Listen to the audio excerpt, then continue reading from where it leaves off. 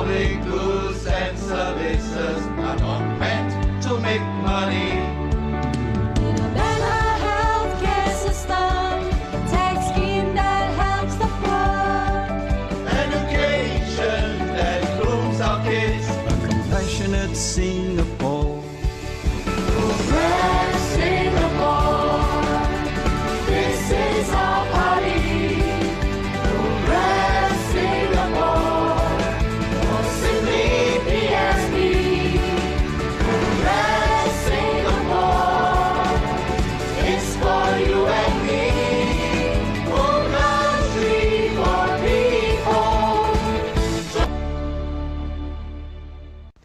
Without further ado, I shall hand over to Mr. Stephen E., our moderator for this evening's session. Stephen, over to you. Good evening, ladies and gentlemen. Today, we are pleased to have with us Dr. Ang Yong Guan to talk on the topic coping with stress in the current COVID-19 climate. Dr. Ang is a psychiatrist. Before setting up his clinic at Paragon Medical Center, he was with the SAF for 23 years, rising to the rank of colonel.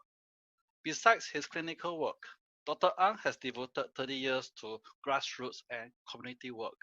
He was the president of the Singapore Psychiatry Association and the chairman of the chapter of psychiatrists, Singapore Academy of Medicine. Dr. Ang was also actively involved in championing for the mentally ill by forming the Action Group for Mental Illness in 2004. He was also appointed to serve in the National Council on Problem Gambling and a panel of medical experts, subordinate courts. You may subscribe to Dr. Ang's social media platform to hear the latest news from him at www.angyongguan.com. Dr. Ang will give an introduction and talk on the topic for the first part of this evening's session. If you have any questions to ask Dr. Ang, you may type the questions in the Q&A, while I try to moderate the questions for Dr. Ang to reply after his talk. I shall now hand over to Dr. Ang. Thank you, Stephen. Ladies and gentlemen, welcome to this webinar. The focus today will be on coping with stress in the current climate. Okay, let me open the slides.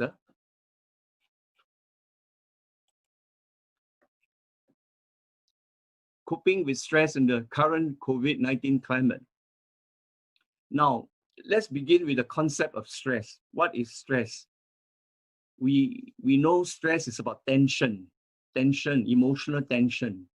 And stress can also produce physical issues as well.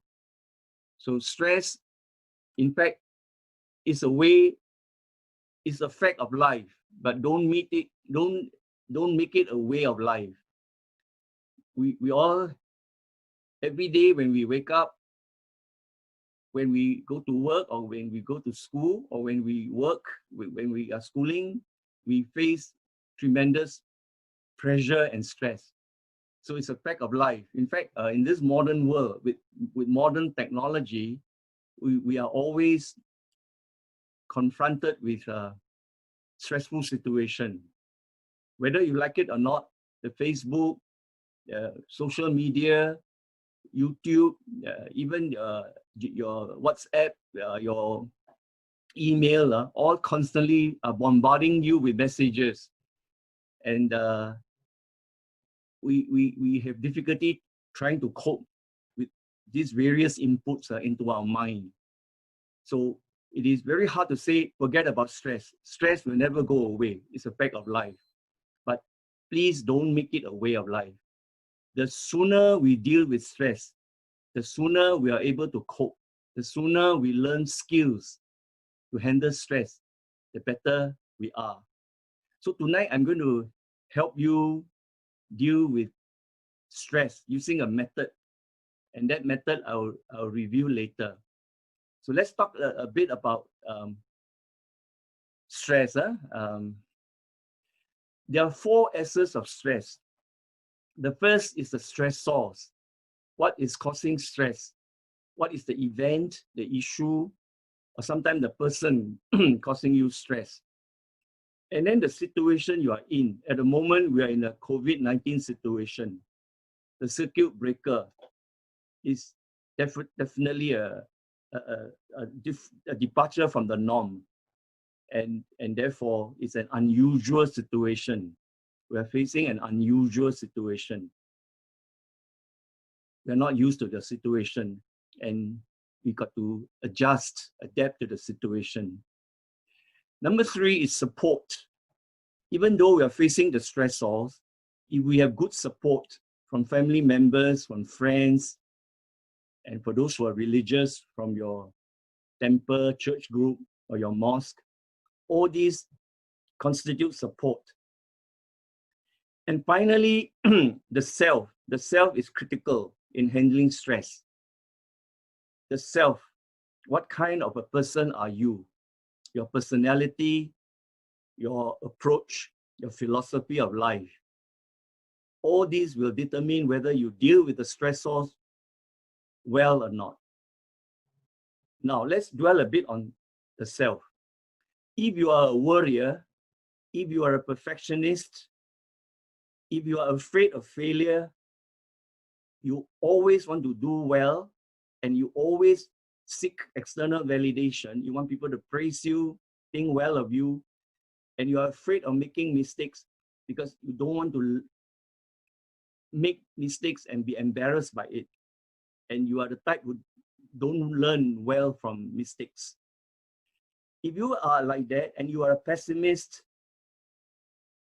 you are going to have problem facing with stress. On the other hand, if you are an optimist, if you learn from your mistakes, you take things in your stride, you will be able to handle stress very well. So therefore, ladies and gentlemen, when we talk about we are in a stressful situation, before you conclude whether you can handle it or not, please bring in the situation you are in, talk about the support that you are given, or sometimes lack of support, and then you talk about yourself. How are you dealing with the stress? And that will give you a more comprehensive approach to stress, instead of blaming stress all the time. Some people are tough, they handle stress very well. Some people are very resilient, they cope with stress very well. They don't succumb to stress. In Chinese, we call them 不倒翁. They fall down, they get up. They fall down, they get up. In Japan, there's a proverb, you fall down 7 times, but you get up 8 times. Because in one of the 4, you have to try twice to get up. So we need to build resilience. We need to arm ourselves with good coping mechanisms. And that will be the theme of today's talk. Unfortunately, for those who cannot deal with stress, they will have issues. And what are the kind of issues they will have? We can discuss. You can ask me questions. It can range from anxiety, feeling panicky, panic attacks. It can be fear, a lot of fear and phobia. It can be, you can become very obsessed, obsessional disorder. You can have depression. You can have mood swing. Your mood is not stable. And you can feel very insecure and behave in a suspicious way. Suspicious about your surrounding, suspicious about your friends and your colleagues. And finally, you can have what we call psychotic breakdown. Hear voices, talk nonsense, and really out of touch with reality. That is the worst kind of response to stress, which we try to avoid. So we respond to stress in many ways. The best way is to handle the stress. We know the body-mind connection, right? The body-mind connection. We know the brain, for example. We know the brain. The brain is physical. We can see the brain, right? So the brain we know. The mind is something abstract. The mind is abstract. So we know whatever happen to your brain or to your mind can affect your body. It's like the body-mind or body-brain connection. So the brain is actually the CEO of the whole body. If you look after your brain well, if you know how to handle your brain well, that is to cope with stress well, your body will not succumb. You look at the diagram there, the brain can affect the heart, the brain can affect the stomach. So in fact, if you are anxious, what happens is that gastric juice will be secreted in your stomach. And you have abdominal distension, your stomach can be distended. So brain can affect the stomach. And brain, if it's not well, if you're under tremendous stress, you can have stomach problem. You can have gastric reflux. You can feel like vomiting, nausea, right? If your stomach is under tremendous stress because you cannot handle the stress well. Sometimes people say the stomach is a second brain because our stomach health is so important. And then the heart is also important, right? The brain also affects the heart. If you are anxious, your heart rate will go up, right? And then if you are in a panic state, your hands will be trembling, right? And your legs will be shaking. And you may have diarrhea, you may have constipation, tightness of chest, difficulty breathing, right? Butterflies in the tummy. And then what happened? You feel dizzy. Because of lack of blood flow to your brain, you have dizzy spell, giddiness, even headache.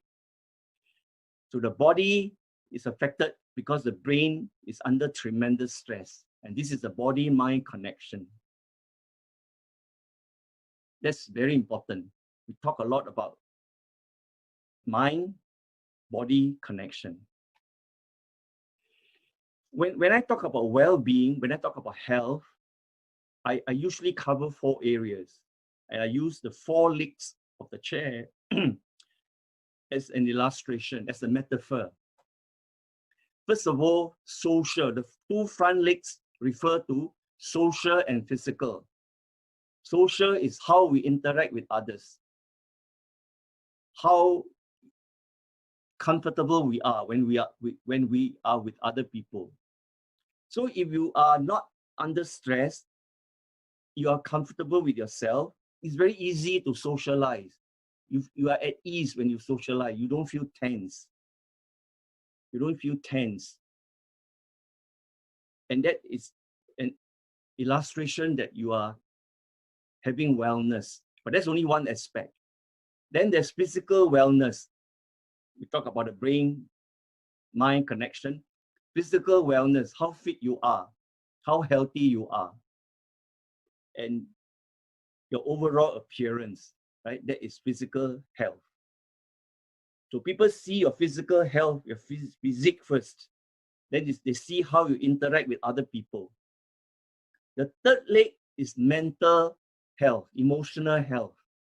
And that is the concern of our topic today. Okay? Concern, this is what we will be discussing today, mental health, emotional well-being, which is the third leg of wellness. And then lastly, don't forget religious and spiritual health. Religious health is self-explanatory. Yeah? How religious you are, whether you are a Muslim, a Hindu, or a Christian. And finally, you have what we call spiritual health. For those without a religion, we talk about spiritual health. And usually, I would define spiritual health as anything, whether it's a hobby, a philosophy, or an approach to life that can lift your spirit, that's called spiritual health. So if you have all 4 legs of a chair well developed, you would have what we call wellness, well-being. You are healthy. The World Health Organization defines health as not just the absence of physical symptoms, defines health as ability to socialize, physically fit, emotionally sound, and spiritually healthy. So even the World Health Organization acknowledges health is not just the absence of symptoms.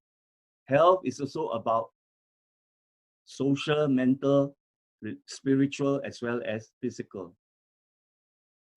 Why do I emphasize on these four aspects? Because in a COVID-19 situation, if any of these four is affected, you cannot have wellness. And it's important to identify which leg is affected and how you can go about restoring health. Now, the COVID-19 situation, I reckon it to be like a loss. I spoke about it over radio, over PSP talk on COVID-19 stress. There is a kind of loss. Why is it seen as loss? Because we are no longer living a so-called normal life, right? We are housebound, huh? We are supposed to be at home. Of course, now it's lifted. We're into phase 2, huh? But earlier on, for about 2 months, movements were restricted. We were unable to do a lot of things. For those who are living in condo, for example, the gymnasium is closed, the swimming pool is closed, and you just couldn't swim or go to the gym. Right? And so there's some restriction of your usual exercise. For example, if you have been swimming regularly, suddenly for 2 months, you just cannot swim. And there's a kind of loss of one hobby, loss of one activity. And you cannot connect with friends because you're not allowed to. So social activities can also be curtailed. Of course, you can talk to your friend virtually, but there's a difference between seeing a friend in reality versus virtually. So loss of freedom, loss of social interaction, loss of the usual activities you have been doing, right? So when you face a loss situation, you react to the loss. So when you react to the loss, you go through phases. The first phase is what we call shock, disbelief, denial. How can this be? I've never experienced this kind of circuit breaker, lockdown situation. Home-based learning, So unlike going to school, you are learning from home using a computer. So shock, disbelief. I miss my friends. I'd rather go to school than to study at home. So can't believe that you can be staying at home. And then phase 2 is you're sad. You cannot do certain things. You worry what's going to happen. Is this going to go on forever or a few more months, or what's going to happen to your school life? Work. If you haven't been working for months, you worry whether you will be out of job when the circuit breaker is over. So you worry. And then disappointment with situations, with policies, right? Disappointment. Why they didn't do this quick enough? Why they didn't do that quick enough? So you get disappointment. And then because of lockdown, you are at home with fellow family members. So for the first time, a bit of uneasy feeling. Right? Usually, parents will be working, leaving the children, 2 or 3 children at home. Now, 5 or 6 people are at home. So a bit of disappointment, a bit of rough edges, a bit of trying to adjust to one another. Guilt, some element of guilt in reaction to the loss. Why didn't I do enough? If for example, especially if I have a friend who ended up with COVID-19 positive, had to be quarantined, had to be admitted, and he was full of guilt. He in the end, he didn't know where he got it. He narrowed down to 2 places, and he was guilt-ridden, I shouldn't have gone to that place, or, I should have been more careful. I should have worn a mask and not listened to authorities who say no need to wear a mask. So this kind of guilt. And then anger as well, anger. Why this can happen to me? And actually, he went through a rough patch. His illness was quite severe. So there was a lot of built up anger in him, a lot of guilt and disappointment. And then these are for the people who are affected. You remember, only 20% are considered serious, requiring admission to hospital. Of the 25 may need ICU care. The majority, 80%, are mild and asymptomatic in some cases. So my friend happened to be in that group which required hospitalization, including going to ICU and including intubation. And he was very, very demoralized by the whole process.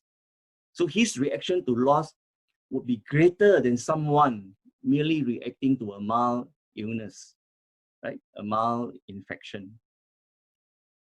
For my friend, his life was chaotic and messy, entering stage 3. Really, he got to reorganize his whole life when he was slowly recovering. But during that period when he was in ICU, it was chaotic and messy, even for family members, for his family members. They just couldn't comprehend, couldn't understand. Like a trip to a supermarket, it ended up almost like a near-death experience. Finally, for the rest of us who are mild or asymptomatic, it can also be chaotic and messy, because life in this kind of situation no longer routine or normal. Social distancing, we have to observe. We have to wear masks when we go out. We wear masks when we go out, right? We have to wear a mask when we go out. And then not more than 5 when we gather. We go to restaurant, not more than 5. A bit of getting used to, there's not that kind of freedom anymore. And finally, stage 4, when we come to terms, firstly, accepting that this is going to be like that for a period of time before things go back to absolute normality. So now it's relative normality. You can't be completely free, but yet you're not completely at home. You can still have some degree of freedom. So we slowly will get used to it. So to sum up this slide, it means it's a reaction to loss. We are reacting to loss, okay? Now I will share with you one technique of dealing with the COVID-19 stressful situation, and it's called mindfulness. How to be mindful that this is a situation we are in. How do I create meaning out of this situation? Sometimes they call stage 5 as creating meaning out of this reaction to loss. And slowly, not only you successfully overcome a crisis, you also add meaning to your life and help you to reflect and project forward. So mindfulness is what I will be sharing now. Mindfulness is a real hot topic. Everybody is talking about it. Originally, it came from Buddhism, and now it's in mainstream psychology. Basically, it's to use the mind. Mindfulness is about using the mind. And my favorite guru in this field of mindfulness is Jon Kabat-Zinn, Z-I-N, Jon Kabat-Zinn. Jon Kabat-Zinn has done a lot of work in this area, 40 over years of work. And his basic definition is mindfulness is about paying attention. Paying attention to what? To the present moment, here and now. All right? And so that you can be relaxed, so that you can open your mind to new possibilities, to new perspective, without judgment. And actually, mindfulness is a way of freeing yourself, right? You pay attention to the present moment, and then you free your mind to think of possibilities. It's like thinking out of the box, so that in a non-judgmental way, unjudgmental way, you enjoy the moment, you learn from the moment, and you free yourself from being trapped in the past or worry about the future. That's the beauty of mindfulness. Because many a time when we are in a situation, we think of the past and we worry about what will happen next. And it prevents us from enjoying the moment. I therefore define mindfulness as enjoying the present, paying attention, enjoying the present moment, and opening up the mind. So mindfulness is opening up the mind to explore possibilities and new perspectives in order to free yourself. So when you're open, you're free. When you're closed, you're trapped. So that's the beauty of mindfulness. I have written a little booklet called Do Learn Grow. Okay, Do Learn Grow. And it's living mindfully, 5-finger mindfulness, using the 5-finger with the acronym FOCUS, focus. If you want a soft copy of this book, the email address is there, angyongguan@gmail.com. And I will send a copy to you, okay? So let me summarize the key points of 5-finger mindfulness for the remaining slides. 5-finger mindfulness, how you open up your 5-finger mindfulness. Okay, there you are, John Kabat-Zinn's definition. Paying attention to the present, non-judgmentally, open new possibilities and free yourself. That is the meaning of mindfulness. And using this definition, I felt it's very easy to remember just by using the 5 fingers. Step 1 in 5-finger mindfulness is calming down, right? I told you, right? Mindfulness, the acronym is FOCUS, focus, right? Focus, FOCUS. So FOCUS. So C is here. C stands for calming down by deep breathing. Okay, it's the longest finger and it's the most important step. You calm down by deep breathing. In any stressful situation you are in, remember to take a deep breath. We all know, but now we know the reason. 1, you send oxygen to your brain. When you do deep breathing, you are sending oxygen to your brain. You do 5 times, you are also buying time. When you buy time, you can reflect rather than react. So it allows you to reflect rather than react. You do not act impulsively if you practice mindfulness. So mindfulness begins with step 1, deep breathing. And the step is you breathe in oxygen. Normal breathing is 2 seconds. In mindfulness breathing, you add 2 more seconds. And you count 3, 4. Let me illustrate. 3, 4. So I'm breathing total of 4 seconds. Then I push out my abdomen. When I push out my abdomen, I'm expanding my abdomen for my lungs to expand downwards. The lungs cannot expand forward because of the rib cage. The lungs can only expand downwards, right? And to give space for the downward expanding lungs, I push my abdomen out. And meanwhile, I breathe in, right? I have to breathe out. And when I breathe out, I add 5, 6, 7. Let me illustrate. Let me demonstrate. When I breathe in, 3, 4. I count silently, 3, 4, just to make sure I breathe in deeper. Then when I breathe out, I count 5, 6, 7. Because I'm breathing out carbon dioxide, and therefore I want to breathe out more carbon dioxide. I add 1 more second. In is 3, 4. Out is 5, 6, 7. In is 3, 4. Out is 5, 6, 7. 3, 4. 5, 6, 7. 3, 4. 5, 6, 7. 3, 4. 5, 6, 7. 3, 4. 5, 6, 7.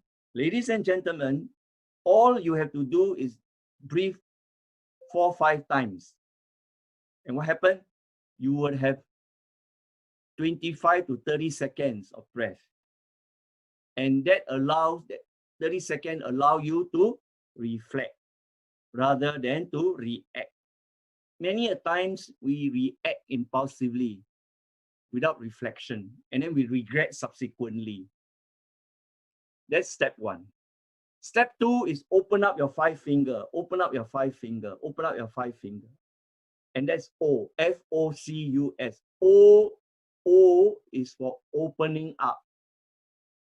Why open up 5 finger? So that you have 5 ways of looking at the event, 5 perspectives. If you think 5 is not enough, another 5. Not enough, another 5. So in essence, you have multiple 5s, multiple of 5s to look at the problem, to look at the situation. But if your mind is not open, if it's closed, either you have no idea what's happening, or you have only one idea of what is happening. But when you open your mind, you have many ideas of what is happening. Therefore, that is the concept of opening your mind. And I would like to add a few more things. When you open your mind, when you open your 5 finger, it also reminds you of the normal distribution curve. This is called a normal distribution curve. 20% are bright, 20% are not so bright. The middle 60% are average. So this is the normal distribution curve. And it makes us aware of individual differences. Some people are slow, some people are too fast. Most of us are average. Some people eat a lot, some people eat very little. Most of us eat appropriately. So the 5 finger is a very powerful concept to illustrate that we are all different, point 1. Point 2, it also illustrates we don't have to be perfect. It is a symbol of imperfection. Tall, short, fat, thin. All right, if our Creator wants us to have perfection, He would have given us 5 thumbs. Unfortunately, it's not 5 thumbs. It's 5 finger, different thickness, different shape, right? Different length. So that is the power of looking at the 5 finger. It's about imperfection. At the same time, normal distribution curve. So it gives us perspective. It makes us see things in perspective. That takes care of step 2. Now, step 3 is telling you, don't just look at the negative. Don't just look at the negative. Many of my patients have anxiety disorders, are worriers. They worry a lot, almost non-stop worrying. And they're very negative. Every time they see something, they inevitably think of the negative. You know the colloquial saying, half empty or half full. They would look at the half empty instead of the glass being half full. In mindfulness training, don't ignore the positive. So I use the little finger to represent negative. I use the thumb to represent positive.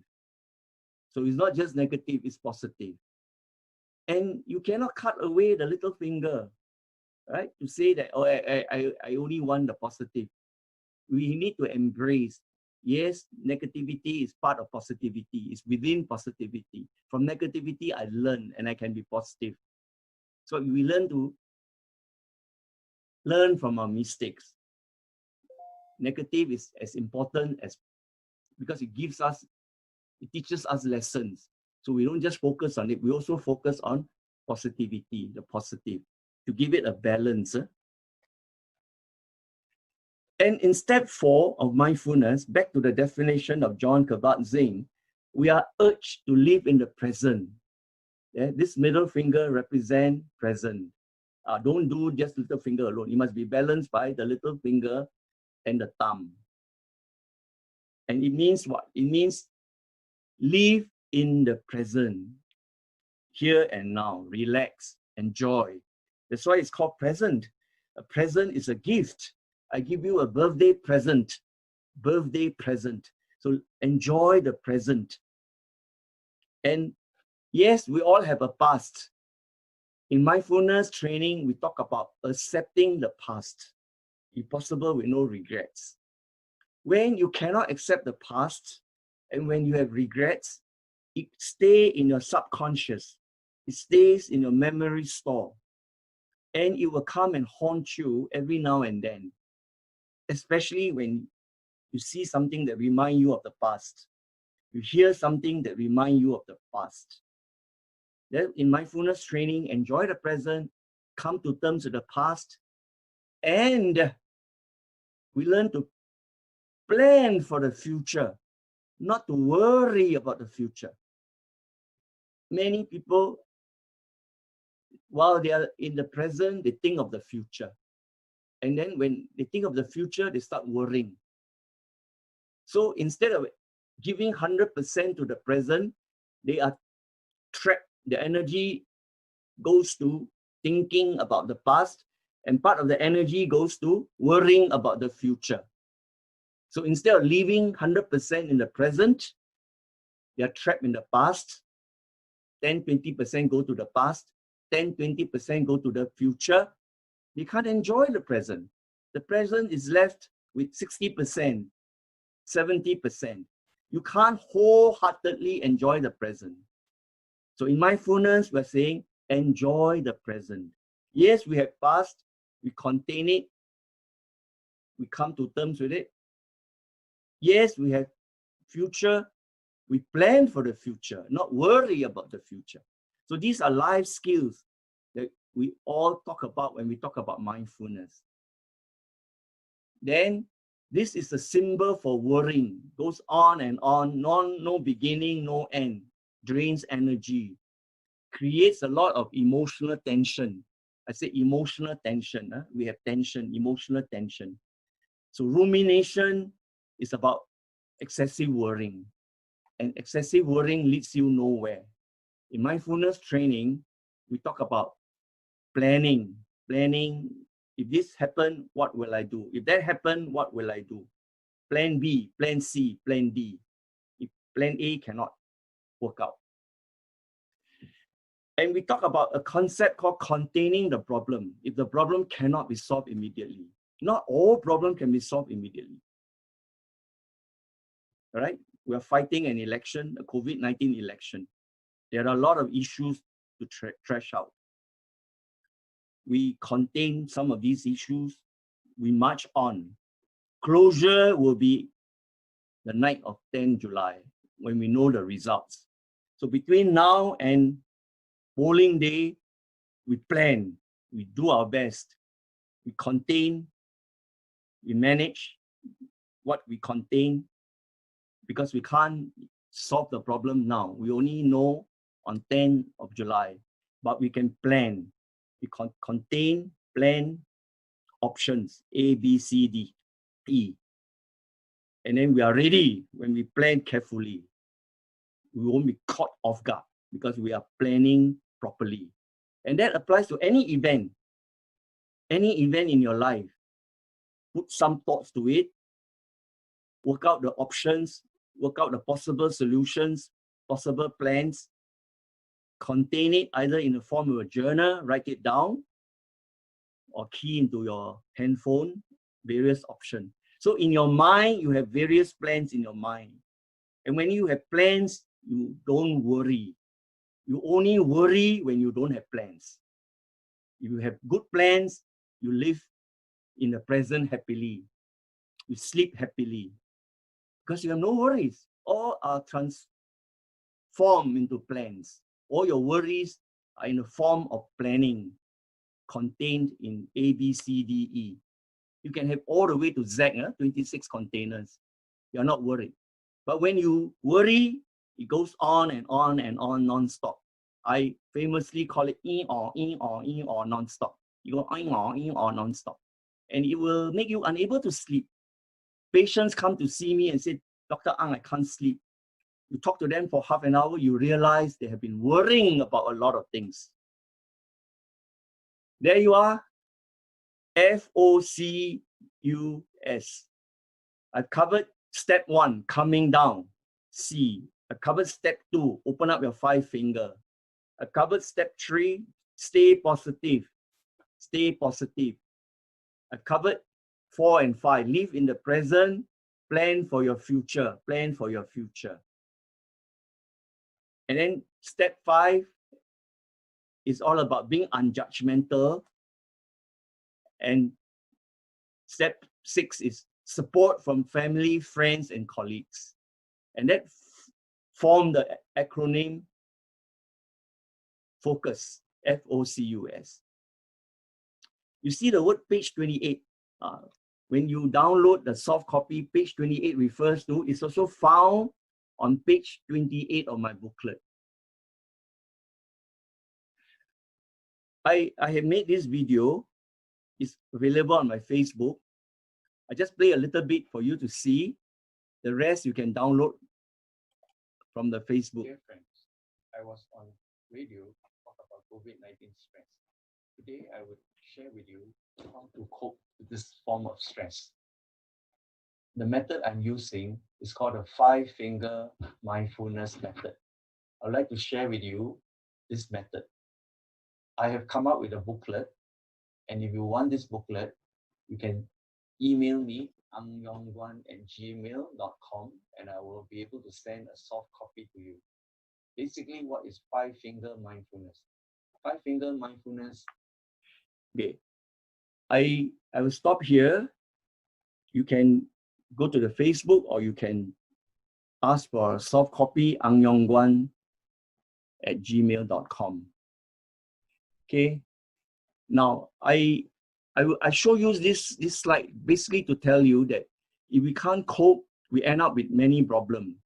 Today we are only focusing on number 7, stress-related disorders, adjustment disorders, acute stress disorders, post-traumatic stress disorders. The rest are also in the booklet, page 34. You can ask me questions, not just about stress-related disorders. You can ask me questions pertaining to the rest. So in conclusion, ladies and gentlemen, I have briefly talked a little about stress, especially a reaction to loss. COVID-19 as a reaction to loss. I have shared with you the 5-finger mindfulness, and I hope you have some take-home messages. Now I pass the mic over to Stephen. Stephen, over to you. All right, thank you, Dr. Ang. We received many questions this evening. Some are similar, and we rephrase them to accommodate as many as we can. And some questions do not relate to this evening topic, and I'm very sorry that we have to skip these questions. And we have about 10 questions here.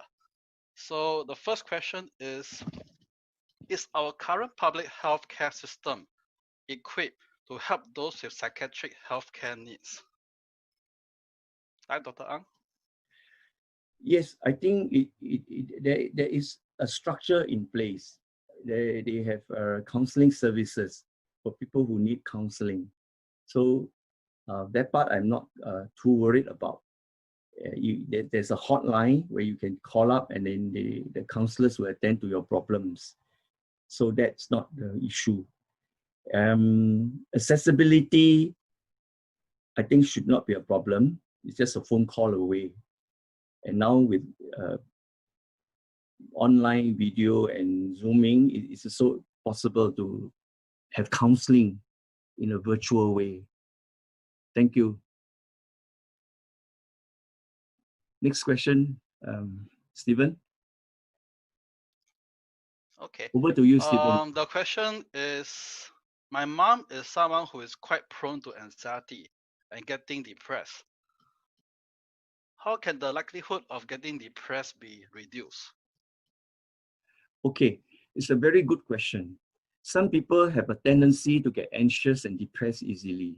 And one of the reasons I alluded to in my slide presentation is that is their personality makeup.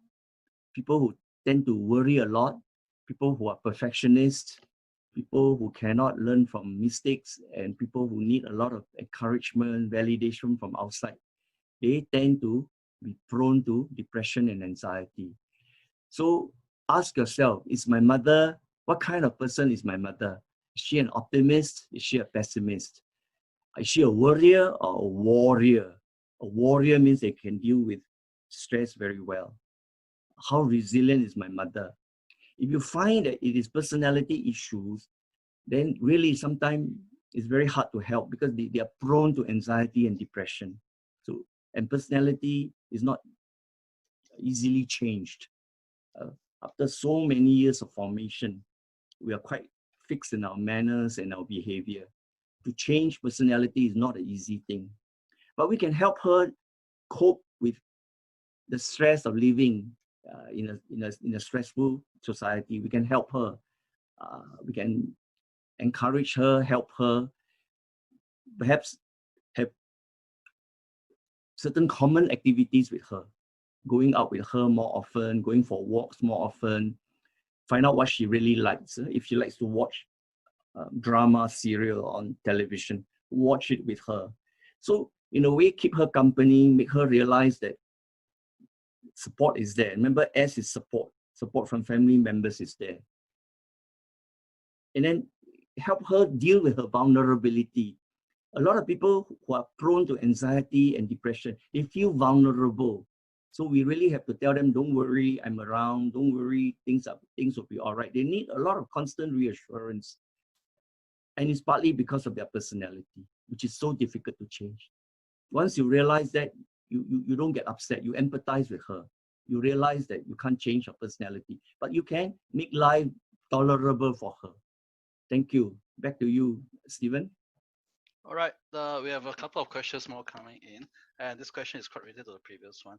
Now, the question is, what's the difference between mindfulness, forgetfulness, and dementia? Very, very powerful question. First of all, what's the difference between forgetfulness and dementia? It's a matter of degree. Forgetfulness happens to all of us. We become forgetful now and then, especially when we are tired, especially when we don't have enough sleep, especially when we are preoccupied in our mind. We tend to have moments of forgetfulness. Dementia is a different ball game. Dementia is a clinical condition of inability to recall recent events. And some of these inability to recall recent events can worsen. And then you end up with dementia. And this is a clinical condition.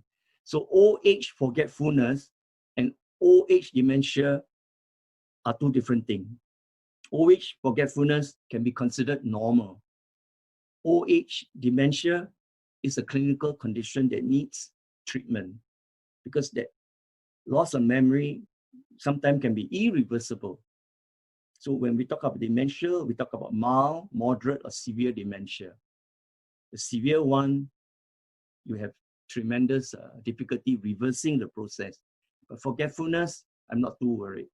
Now, what about mindfulness? Mindfulness is actually helping to deal with forgetfulness, helping to deal with dementia. There's a recent article using mindfulness to prevent dementia from happening.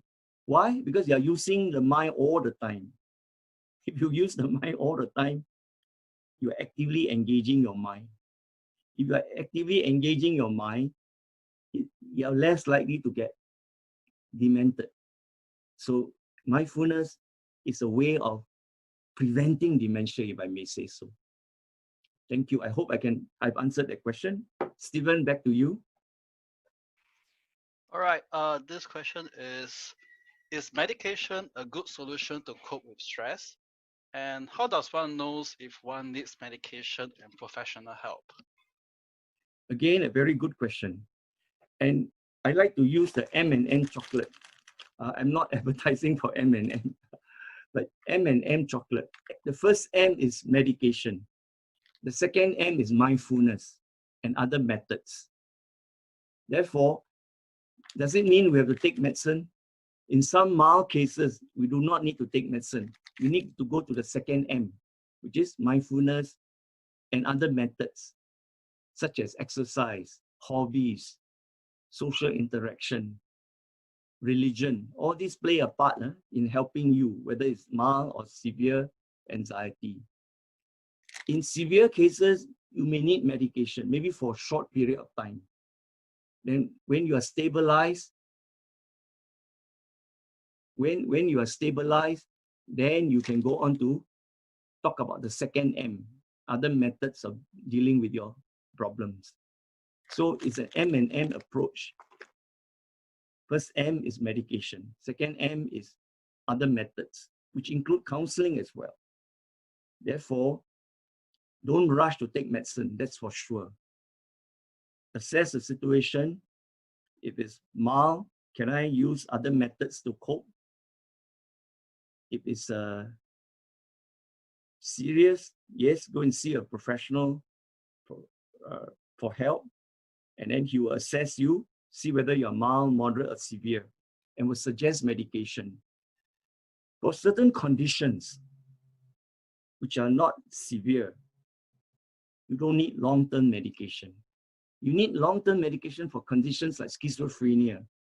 It is a very serious mental disorder affecting the brain. They have hallucination, delusions, and loss of touch with reality. Right? That you may require medicine for life sometimes. Bipolar disorder, you may require medicine for life. But for mild anxiety, for stress-related disorders, medication may not be the first point, right? The first point should be other methods. Over to you, Stephen. All right. COVID-19 gave us a lot of stress, especially financial stress. See HDB and estate depreciating in value. This add more stress to us. And of course, there's another advice is, what would you give to Singaporeans for advice who fear the level of comfort be disrupted if they vote for opposition, and how to overcome this fear of unknown? So there are two parts. One is financial stress. The other one is the stress of fear of the unknown. Okay, financial stress. One of the issues we're talking about is retirement adequacy. Another issue we're talking about is income gap, the income gap. So we have to ask ourselves, why is there the problem in the first place? People are feeling the burden of living in Singapore is said to be the most expensive nation in the world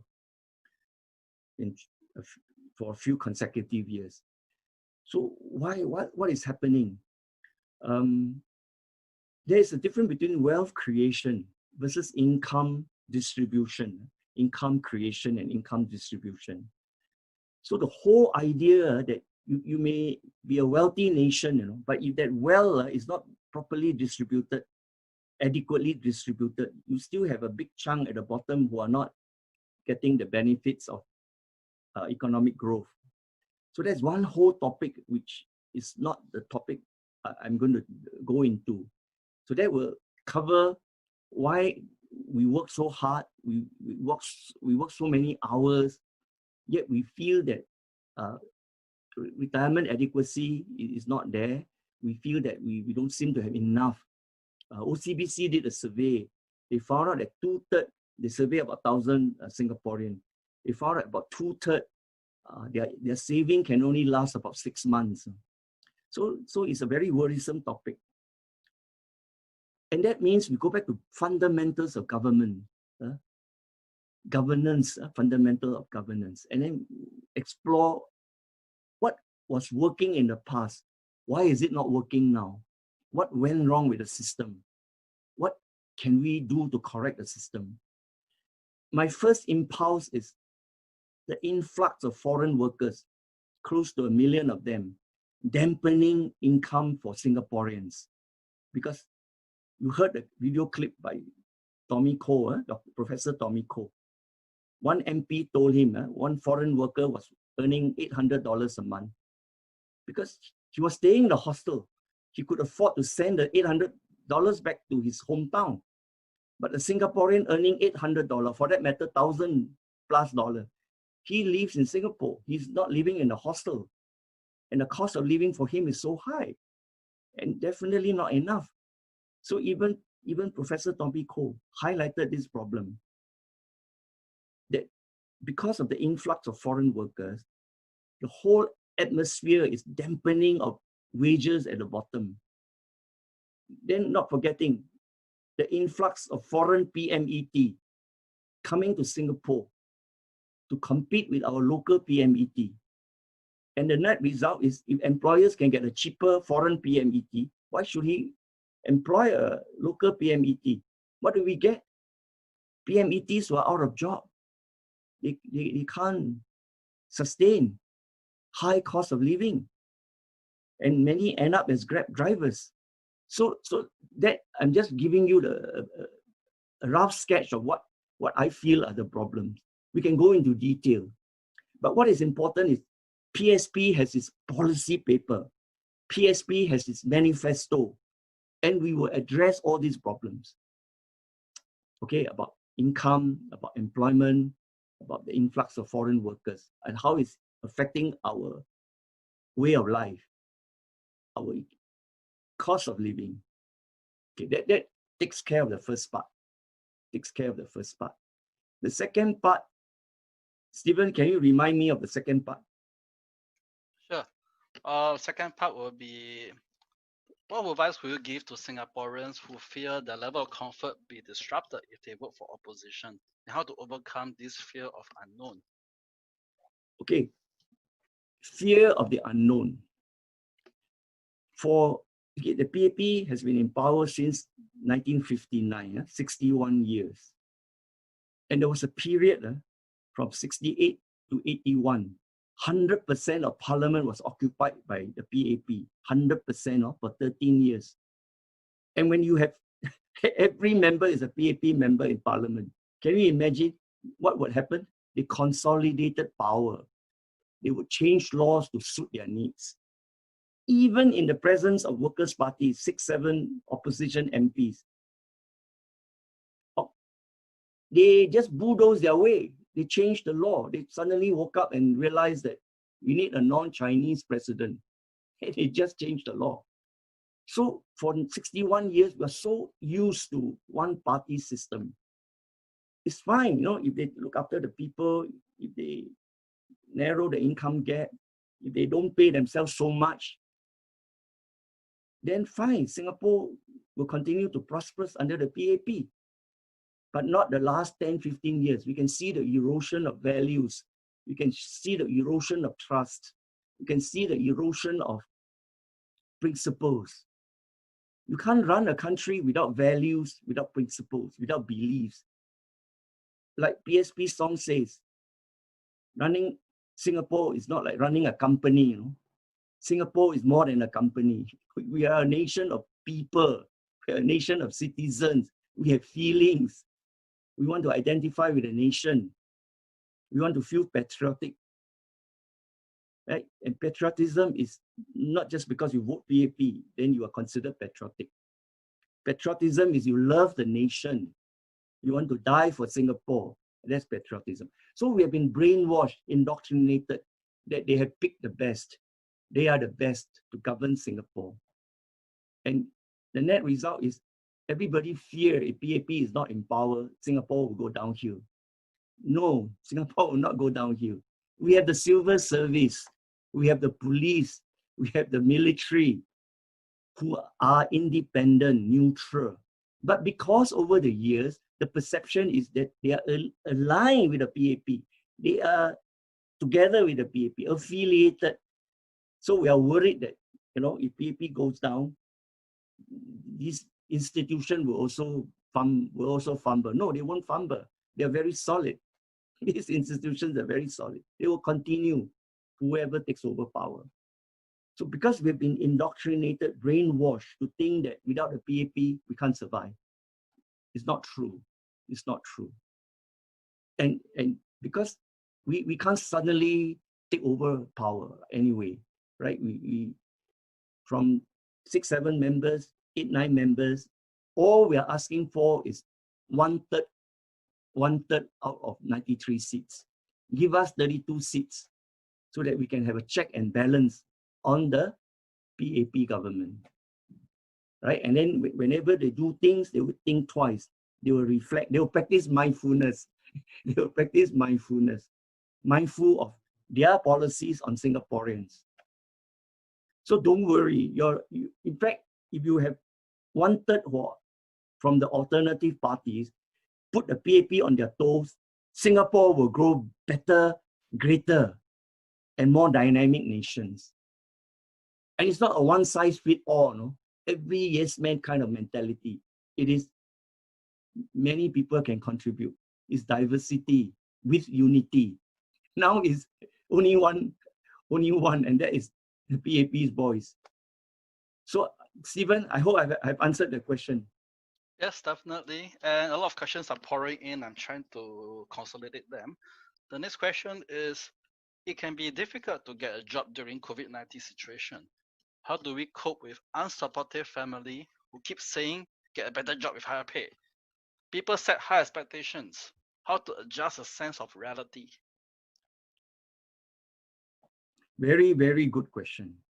It's about how we measure success. We have been so used to measurement of success is what car you drive, what jobs you hold, where you stay, what school you go to, what field are you in. I think we have to move away from that model. Life is not about just economic success. Success can be defined in many ways. Music, art, sports. If you are successful in this area, you are also successful. So when somebody say, go and look for a better job, go and look for a higher paying job, that person, the family member is using his or her yardstick on you.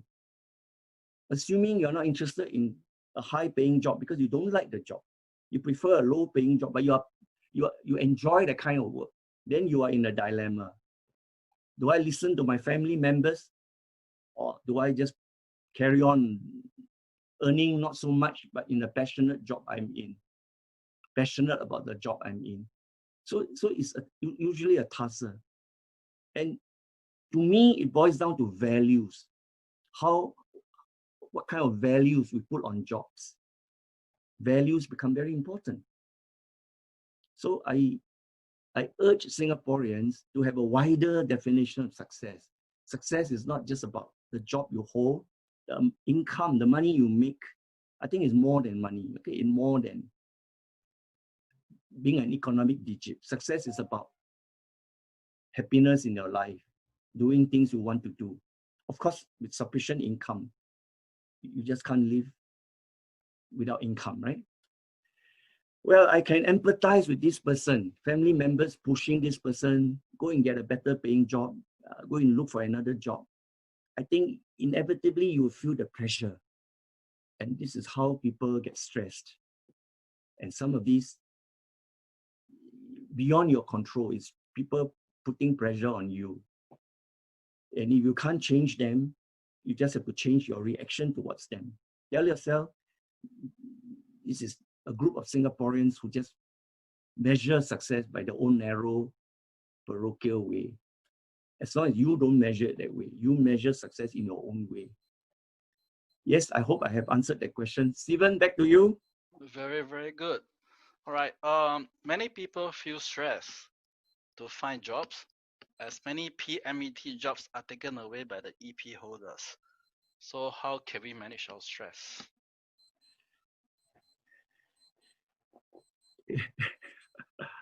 That's why everybody say, oh, I don't want to get involved in politics. Politics doesn't affect me.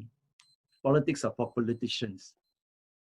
I think we have to get real. Politics affect us, every area of our life. This is a good question. They are coming to rob my job. I'm all this PMET from overseas. So it's real. And to solve the problem, it's not piecemeal attempt to solve the problem. You can't solve problem by piecemeal. If piecemeal is symptomatic treatment. If I have cough, right, you give me cough mixture, but my cough comes from pneumonia. You don't take care of my pneumonia. You don't give me antibiotic to handle the infection. Giving me cough mixture, my cough is temporarily suppressed, but my pneumonia is still there. And pneumonia requires antibiotic. So certain issues in Singapore cannot be just tackled piecemeal. We got to look at it from a broader perspective. And sometimes it requires fundamental change. And the fundamental change comes from being involved in the political process, questioning them. Why are you allowing so many foreign PMET to come in? What is the basis? Now what can we do about it? What is our long-term plan, 5 years, 10 years from now? We are not just interested in long-term 5-year plan, more buildings, more infrastructure. No, it's not like that. We also want to have long-term plan for our population's morale, our people's esteem, our people's trust and faith in the ruling party, in the government, right? And it can only come about if you have a sizable number of opposition members, 32 of them, putting pressure on them, making them, whenever they want to make a policy, to think twice. Then they would say, stop foreign PMET. Let's build our own local PMET. Let's build the entrepreneurial the spirit, entrepreneurial climate, innovative climate. Let's have another Steve Jobs, another Bill Gates in Singapore. Not just, importing labor from overseas, hoping to grow the economy, GDP, at the expense of people's innovation, people's future, people's esteem. I think it's about time we pay attention to our people, and not just for the sake of the GDP, cheap labor, foreign labor. It's about time to stop. But having said that, as I say, we need a comprehensive approach to the topic, not symptomatic treatment. Over to you, Stephen. Right, thank you. A lot of people are pretty confused, the difference between PMET, overseas PMET EP holders, and the foreign workers with work pass permit or work pass. So there's a very interesting question here by someone who is very sympathetic towards the people from overseas with the work pass who help us in our daily affairs, things you don't want to do. The question is, for foreign workers with work pass permit or work pass, how do we take care of their mental health? In debts to agents, work long hours, do things that we locals don't want to do, and stay in cramped conditions. So how do we take care of their mental health? Stephen, that's a very, very important point. Difference between the work pass holder, many of them earn $800-900 a month. And as you correctly say, they owe their agents money. Versus, and we have got close to 1 million of them. And then you have the EP holders. They are a different ball game. The EP holders are akin to our what we call our PMET. In fact, if you go to the MOM website, they use income level. If you are earning more than 3,009 a month, 3,008 or 3,009, you are classified as under EP, right? And then if it's 2004, it's another category. And then the third category will be your WP, your work permit holder. And they form the bulk, close to 1 million, all right? Now, their mental health. I think we all know the COVID-19 is a wake-up call. Waking up the authorities about the plight of this group of people. Right? Everybody now know 13 to 15 to 20 packed in one room. And the dormitory boss is just interested in collecting rent, right? And minimal facilities given. There was supposed to be a commissioner of dormitory, the former MOM, Minister of Manpower, Tan Chuan Jin, right? Was actually, he actually proposed a paper which was tabled in 2015. And there was supposed to be a commissioner of dormitory. His job is to look at all the dormitories in Singapore. I think it's about close to 40 of them, 40 dormitory, and maintain standard and make sure that adequate hygiene, adequate standards are maintained. But apparently, I read that many of these dormitories failed certain standards. They were not well maintained. And COVID-19 exposed more such cases. So I hope it's a wake-up call. I hope they realize, don't look down on them. Don't ignore them. They are very important. They help to build Singapore. And it's not fair that they are left alone to suffer. So that takes care of the physical part, the physical health, the physical hygiene, the place where they live in. I think we need to pay attention. And of course, their mental health as well. How do we do it? We need to come up with a comprehensive plan. How to have counselors who speak the language, how to have counselors who go down to a particular area so that dormitories near the area can come and seek help. We really, this is an example of post-COVID-19 plan for work permit holders. We've got to take a total relook at them. And at this juncture, I would like to highlight patient 42. He's a work permit holder from Bangladesh. He went to Mustafa. He had symptoms. He went to polyclinic. They took swab from him. He was allowed to go back to his dormitory. He was finally admitted only around early February, 6th of February. So in that few days, by going back to the dormitory, he would have infected some of his fellow workers. And what MON did was to clean up the place. Cleaning, they thought cleaning would do the job. Unfortunately, they didn't go far enough to test the people there, to cordon off the group. So for 1 month, nothing was done.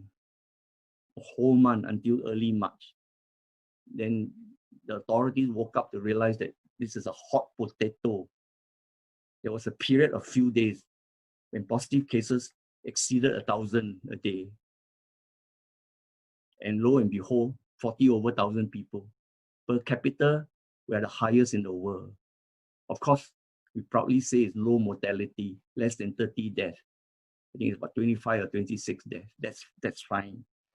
But the foreign dormitory issue is a real big headache, right? Contrast this with patient 31 in South Korea. From a church, the moment she was identified, the 200,000 church members were screened and were cordoned off as a potential cluster. In the end, what happened? South Korea did very well. They didn't have a national lockdown, maybe in certain cities, but not a national lockdown. Okay, so what's my point? My point is that COVID-19 is really a wake-up call, that we really have to look after the WP if we really want to get them to work in Singapore. Right? Fundamentally, we've got to take a relook. How do we handle this group of people? We always say, oh, Singaporeans don't want to be construction workers, Singaporeans don't want to be plumber, don't want to be aircon technician, don't want to do dirty job. How do you expect a Singaporean to work in those lines when you pay a foreign worker $800, $700? He can't. So we got to really relook, how do we really pay these low paying workers a living wage sufficient for them to live a healthy, proper life? And how do we make it in such a way that we attract people to join their ranks? You and I know in Australia, in developed country, a plumber earns quite a fair bit. The electrician earns quite a fair bit. In fact, almost on par with a technician or even a professional. So because they're proud to be in that trade. And with pride comes esteem. With esteem comes mental health. This is what is the direction that we must head towards.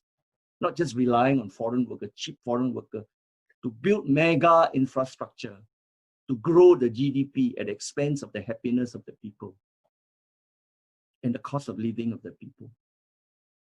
So what's my final point? Yes, let's do something for the WP. Economic growth is important, but we must look into the quality of life for Singaporeans. Back to you, Stephen. Right, very interesting reply. Now we have a bit of difference in the question. This from a student. We have a very stressful education system. With COVID-19, the stress is even more. What can be done to reduce the stress among the students? It's again back to the question of definition of success. How do we define success? And if we define success in a very narrow way, academic achievement equals success, we are going to have stress. Every parent would say, you better study hard, you better go into jobs from the mainstream, doctors, lawyers, accountant, respectable jobs. That would be the pressure on you. Let's say you want to be a musician, you want to be an artist, you want to play professional football. Your parents will discourage you. They say, no, study first. Get a physics degree, get a maths degree first. Then you can be a musician, then you can be an artist. Nothing wrong there. But a lot of your passion will be driven out of you into those academic subjects. Of course, we're trying to make things better now.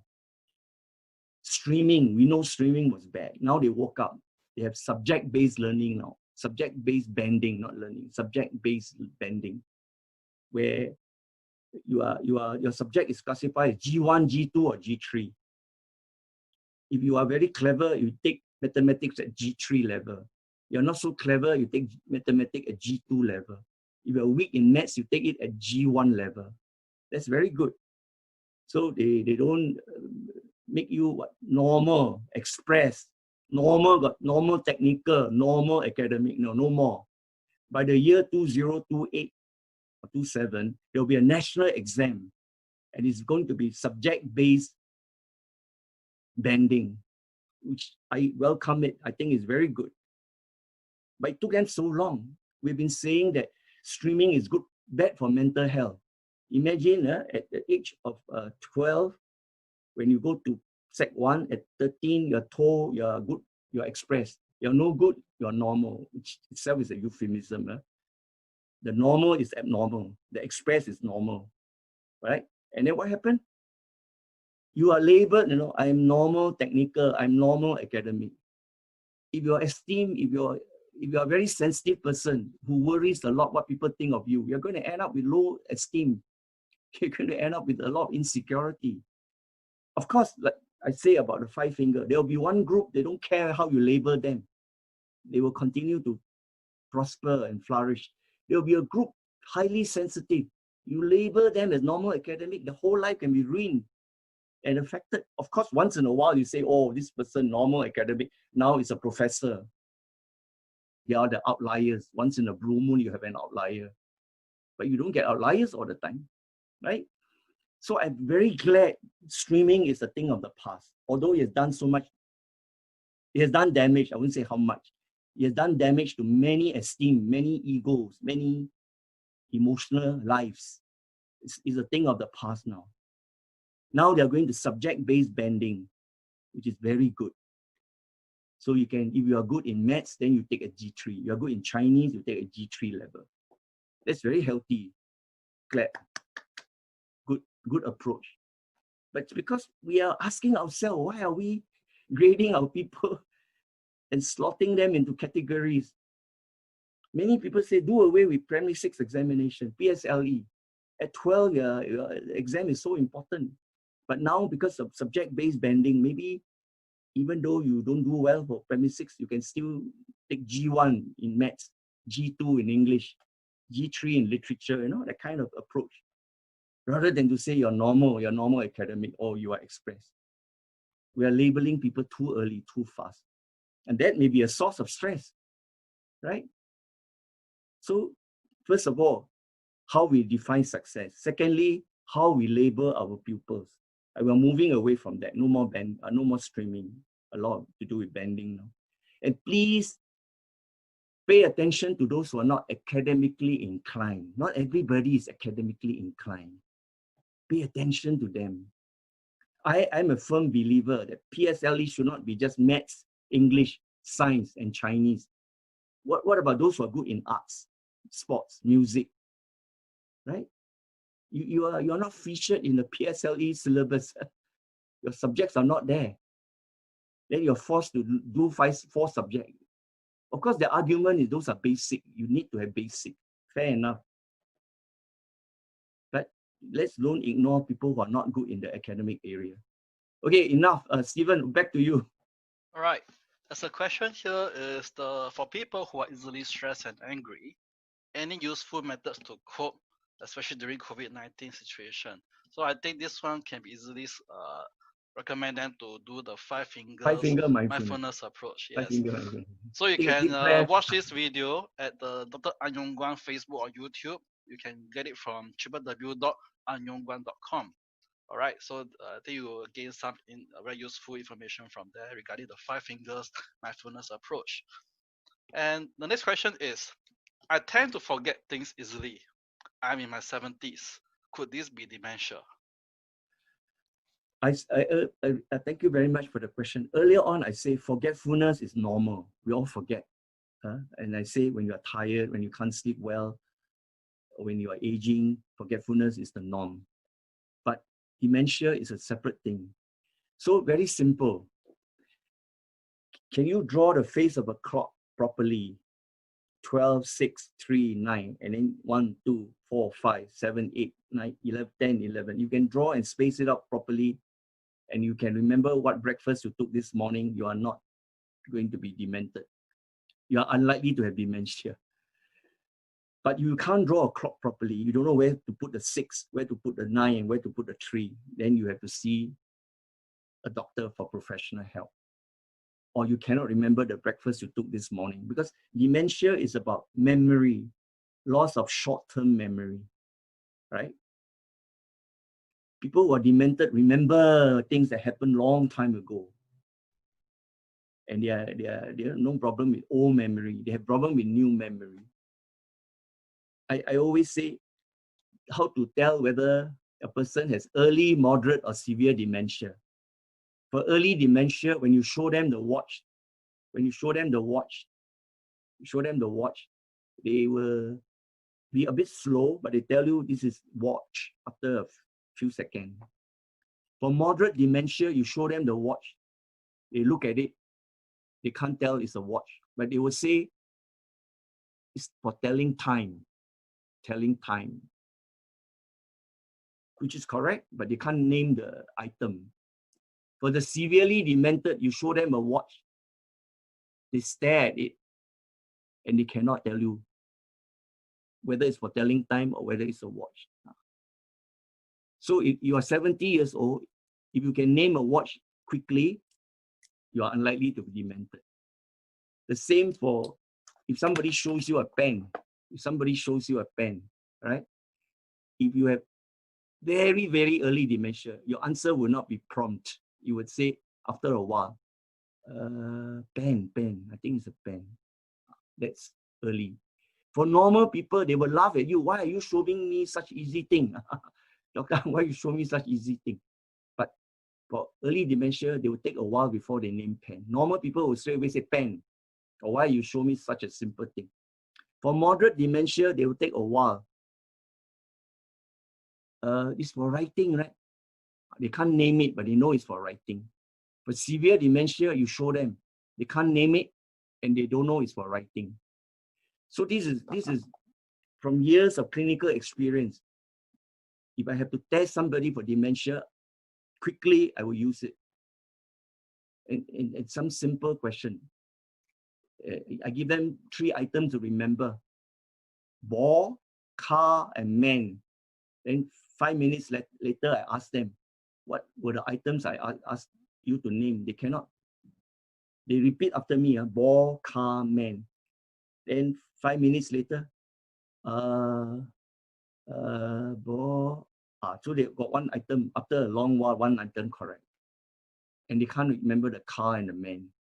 Then family members who come with them, ball, car, man, very fast, because they are not demented. They don't have problem. So these are various ways of telling this 70-year-old questioner whether he's got dementia or not. And if it's forgetfulness, all of us forget from time to time. Back to you, Stephen. Wow, it's very good. Dr. Ang is very professional. I'm sure a lot of elderlies will benefit from this. Mental health is always one of the biggest problems among the elderlies. All right, the next question is caregiver. Caregiver stress is a real issue. At present, there's no funding or subsidy for counseling for caregivers from burnout. What measures can be proposed for caregiver support as a subsidized service in Singapore? So this is one of the questions that they ask. I am proud to tell viewers that there is a Caregivers Alliance. Caregivers Alliance. They run courses for caregivers, how to care for your demented patient, your demented relatives, your mentally ill relatives, especially those who are schizophrenic and those with bipolar disorder. They are more chronic, long-term conditions, unlike the stress we talk about today. Acute stress reaction is recoverable. But if you have schizophrenia and bipolar, they tend to be long-term illnesses. And a caregiver, they have caregiver stress and caregiver burnout. Today, I got a patient who didn't see me for 4 years. Today appeared in my clinic, euphoric, elated, singing away, singing away. Dancing and singing and claiming that he's got superpower, he can change the world, he can cure COVID-19. He's going to find the vaccine very soon, discover the vaccine. So he was very high, elated. That's an example of bipolar. When well treated, well controlled, they have no problem. They can function, they can work. But COVID-19 can't work, can't be in office, precipitated the problem. That one requires long-term care. The caregiver, in this case, is the wife. And you can see the wife crying away, helpless, hopeless, don't know what to do. The son came along, the son said, what's wrong with my father? He was never like that, because the son was very young when the father was not well. For 4 years, the father was well, no problem. And now suffered a relapse. So caregiver stress is very real. If you look after somebody with dementia, I guarantee you would feel the stress. Because you are dealing with somebody who doesn't know what is happening, who doesn't reciprocate, who doesn't listen to you, who's not logical anymore. And it's very frustrating. It's a one-way direction, you give and give and give and give, but there's no taking back. And it's your mother, your father. You cannot say, I don't want to take care. You got values. The value is filial piety. Parents, they are my parents. They look after me. I got to look after them now. But there's a limit. There's a limit. So caregiver stress is very, very real. Therefore, one day, one retired doctor came to me and said, Dr. Ang, and the husband is also a doctor, a very renowned doctor. I say, how is your husband? My husband is in a nursing home, suffering from dementia. Oh, I say, wow, what happened? And I say, how often you see your husband? Maybe once a year. I don't want to go there every month. I know he's in good hand, nursing care, few $1,000s a month. I can't bear to see him, because every time I see him, it's like attending a funeral. Because he can't recognize me. He doesn't know who I am. And it's so painful to see your loved one going downhill. He can't even recognize you. And what happened? It's like attending a funeral. So I'd rather not see him regularly. I'll see him once a while. Because I know, I'm not heartless, Dr. Ang. I know he's in good hand. It pains my heart. I will remember this story for the rest of my life. You don't see your loved one because it's like attending a funeral. Because he's demented. He doesn't know you. He doesn't know you come. Right? And rather see him every month or see him every week. You see him once a year. Because you know he's under good care. And that's caregivers, knowing that it's very stressful, very painful, cope by avoidance, by avoiding going to see the husband. There's nothing wrong, it's just her way of coping. But many don't have the fortune of putting your loved one in a nursing home, paying a few $1,000s for them to have good care, for the patient to have good care. So you end up caring for the patient, and it's very stressful. But be rest assured, there's Dementia Association, there is Singapore Association of Mental Health, there's Caregivers Alliance. I think enough people around who are willing to help. Question is, who do you go to their website, link up with someone? They have courses, they conduct courses for caregivers burnout. As for subsidy from the government for caregivers who attend courses, I think we can think about it, work on it, and come up with a solution. I hope I answer your question. It's very difficult to be a caregiver, but you are doing it out of love, out of compassion, out of care. And you will be highly regarded by people who know you if you look after your loved ones well. Thank you. Stephen, back to you. Right, the next question here is something related to the previous question. How can we tell a difference whether a person is having real dementia or faking it, as some are seen as attention seekers? Is such a person suffering from personality disorders rather than dementia? Okay, very good. Before I answer that question, I want to tell you the difference between, it's not faking, it's called pseudo-dementia. Pseudo-dementia is not faking dementia. Pseudo-dementia is a depressed elderly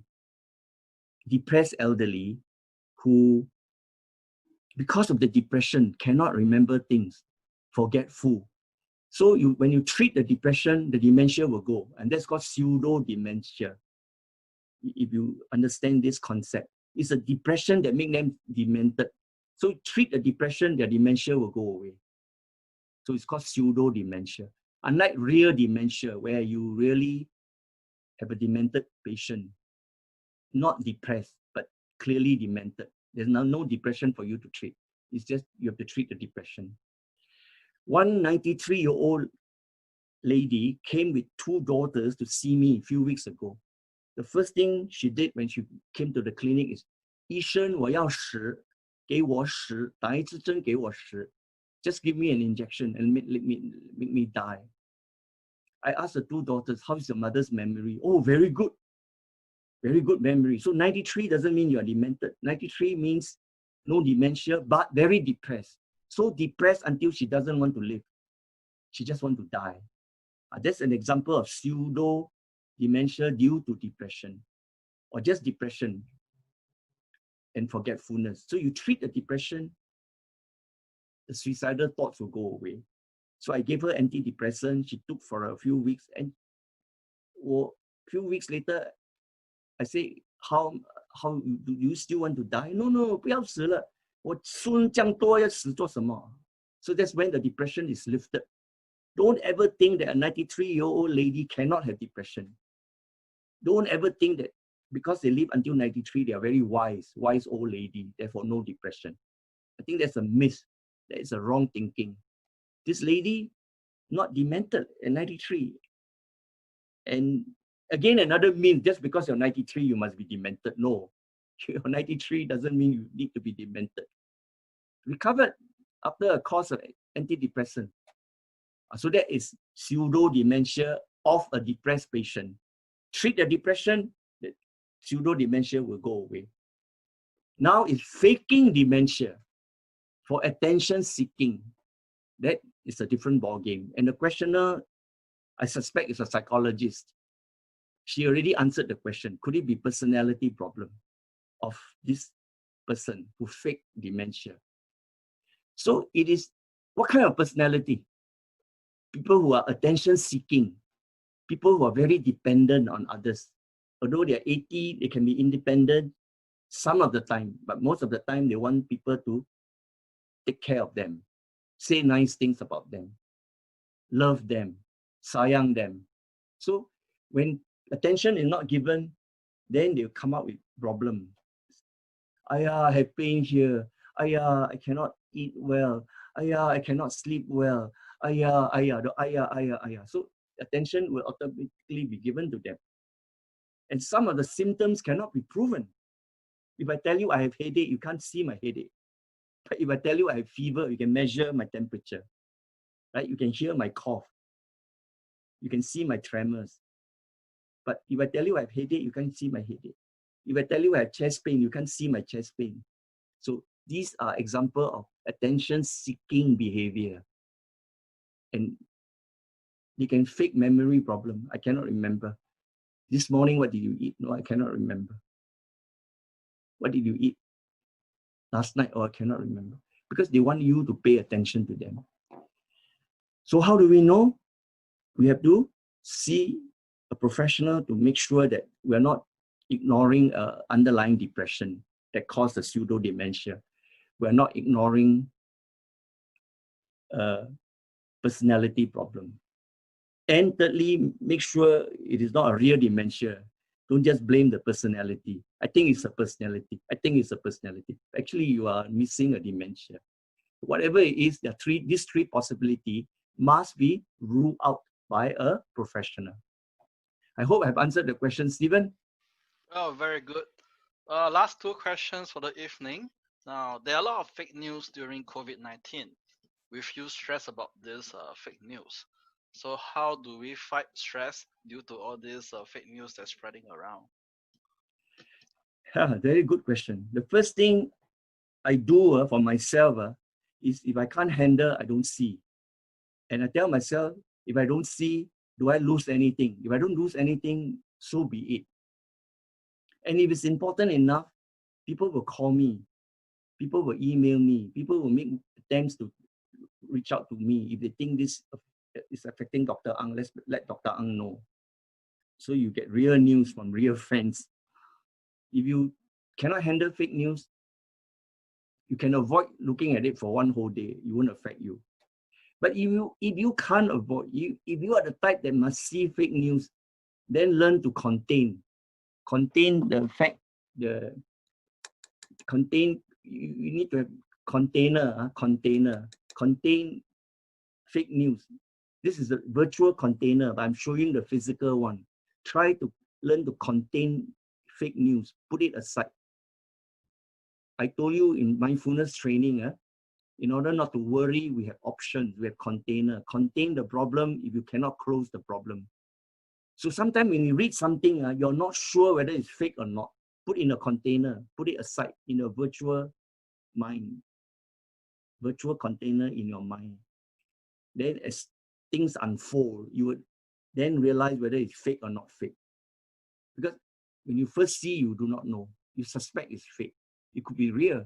So you put in a container, contain the fake news until it's proven that it's not fake. And if it's proven it's fake, it won't affect you. And make sure you close properly. Make sure you close the container properly, right? And put it aside. Put the container aside. Okay? So that you go on with your life to handle other things in your life. You cannot allow a fake news to dwell in your mind. Remember, affect your present. In mindfulness, the present is very important. You don't want to worry about, is this news fake? Is this news not fake? Then you're worrying about the future. So contain fake news, put it aside. Sometimes you can write it down. You suspect this is fake news. Put it one side, write it down. Then as things unfold, whether it's fake or not, you would know. If you can't handle, don't read. If it's important enough, people will inform you, keep you informed. This is my approach to fake news because it's too much. We have a simple brain, but we are bombarded all the time. In my introduction, I say we're all stressed. Stress is a fact of life, but don't make it a way of life. I'm giving this webinar, conducting this webinar now. My email is coming in, all coming in, but I put one side. I give you 100% attention because I want to make you learn from this webinar. So I give you 100%. If I keep worrying about the email, if I keep worrying about what is going to happen later, if I keep thinking about my dinner, which I haven't taken, then I won't give you the 100%. That's the meaning of mindfulness. So fake news, practice mindfulness. Contain it if you can't handle. Thank you very much, Stephen. All back to you. All right, so now we have the last question for the evening, which is the very interesting question. Now we're in phase 2 of the so-called circuit breaker, post-circuit breaker. And do you think the current voters who are sitting on the fence feel stressed to make a correct choice of candidate for any election during this COVID-19 situation? Wow, interesting. So the question is, do people under stress vote opposition or vote the ruling party? We will know on 10 July, evening of 10 July, we will know. And that's why we are going all out. Our ground campaign, our electronic campaign, we're going all out. We cannot assume that the traditional way of gaining votes would work. That would be the door-to-door, your walkabout. Even your walkabout is curtailed. You have to wear masks, you have to practice social distance, and not more than 5 campaigners at one stretch. As I said, we are all going in with one hand behind our back, and it's not going to be easy, but we must try for the sake of our children and our grandchildren. We want 2/3 in parliament. We have a lot of ideas. We want to contribute. We want to make this nation an inclusive nation, not an exclusive one, not them versus us. It's all of us together as part of a nation contributing ideas, not them against us, right? Or us against them. So back to the question, how do we persuade this middle ground people, the swing voters? COVID-19 will be a test bed, a kind of experiment for sociologists and political scientists. Whether under stress, how do people behave? The traditional view is that they look for security under the incumbent. They feel safe with the incumbent because the incumbent got 61 years track record. Opposition, no track record. But we are not asking to govern the nation. We are asking to have 2/3, 32 seats, 1/3 majority. And surely, if the fence sitters can think, they are not forming the government, give it to them. Maybe they have brighter idea in coping with the COVID-19 crisis. And maybe with 32 in parliament, the incumbent will be very careful when they impose rulings or come up with laws, or when they have measures, when they introduce measures. They would think of the 32 in parliament. Every time they make an announcement, they think of, in parliament, they're going to face 32 alternative parties MP who will question them, put them on their toes. In my press conference, I say, you look at New Zealand, you look at Taiwan, you look at South Korea, they have very strong opposition. So the ruling party got to think twice before they do anything. They have to think of how to answer the alternative parties in parliament. PAP government is always very proud to say we are unique in doing things. We are uniquely Singapore. We have COE, we have ERP, we have NCMP, we have NMP. Uniquely Singapore. Only Singapore has got GRC also. GRC. Everywhere is SMC. In Singapore, you have GRC. At one stage, worse, mega GRC, 6-member GRC. Now they wake up and say, why you need such a big GRC to bring a minority into parliament? A 3-member GRC, you can bring one minority in. So it's a lot of illogical logic or illogic, or illogical logic, which is very frustrating and bad for mental health. Right? It's very bad for mental health when there's no clarity of values. No clarity of values. Suddenly you wake up, oh, we need an Indian We need a non-Chinese president. And then at the same time, we don't need a non-Chinese prime minister. We're not ready for the non-Chinese prime minister. So people are very confused. No clear values, no clear principles. So swing voters, please wake up, give us a chance to tell you that don't worry, Singapore will always be there. The civil service will be there, the police will be there, the military will be there. The PAP has fewer seats, that's all. Instead of 90%, maybe now they have 66% of seats. And they won't crumble. Maybe they work harder. Maybe next round, they will shine even better. So COVID-19 make people compare the PAP government with other government and see how they perform versus other government. Of course, you cannot include the West because the West is a different ball game. We're talking about Asian. We compare apples and apples, oranges and oranges. Even Vietnam, they handled the whole thing quite well. A very simple example, transparency is a value, transparency. You tell us today we have 235 cases among the foreign workers, but you never tell us how many you tested. So the 238 could be out of 1,000 tested. That's a very high number. But if it's out of 10,000 tested, then it's a very small number. So it's not about absolute, it is about percentage. Dr. Fauci, advising President Donald Trump, said it very clear. It's not an absolute figure we're looking for. It's the percentage that we are worried about. How many you test and how many are found to be positive. That is the percentage we are to be worried about. Not absolute. Absolute tells me nothing.